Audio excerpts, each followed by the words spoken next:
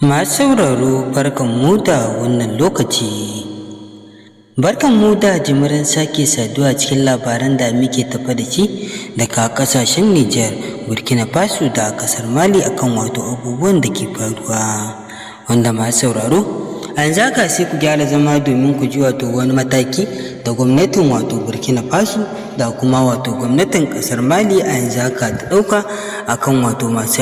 yaƙi da ta'addanci da kuma wato 'yan ta'adda, ƙungiyoyin ISWAP da masu kirarin jihadi har da Boko Haram da sauran wato wasu ƙungiyoyi na ta'addanci a kafatanin wato ƙasashen na Mali da kuma Burkina Faso a wannan lokaci. Masu sauraro, sai ka biyo ma ƙarshen wannan bidiyo namu domin ka ji abin da muke tafa da shi.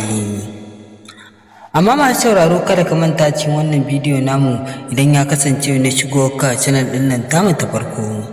da ka dangwala mana alamar subscribing sannan ka dangwala mana alamar ƙararrawar sanarwa,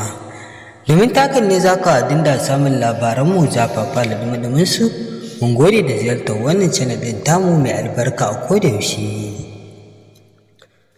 Wanda yanzu haka mutane da dama na bayyanar da cewa wannan mataki da wato gwamnatocin suka ɗauka mataki ne mai kyau,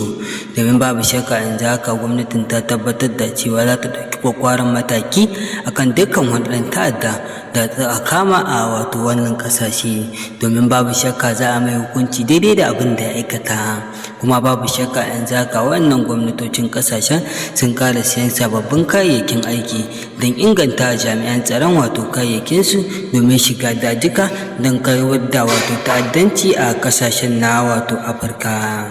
Ba wai iya ƙasar Nijar da Burkina Faso da ƙasar Mali da kuma wato Burkina Faso har da ƙasar Najeriya ne ke fama da wannan ta'addanci a ƙasashen wato Afirka ba. Masu sauraro, na muka kama ƙarshen wannan labarai namu, sai dai kada ka manta ka dangwala mana alamar subscribing sannan ka dangwala mana alamar ƙararrawar sanarwa, domin ta hakan ne za ka dinga samun labaranmu zafafa da ɗumi.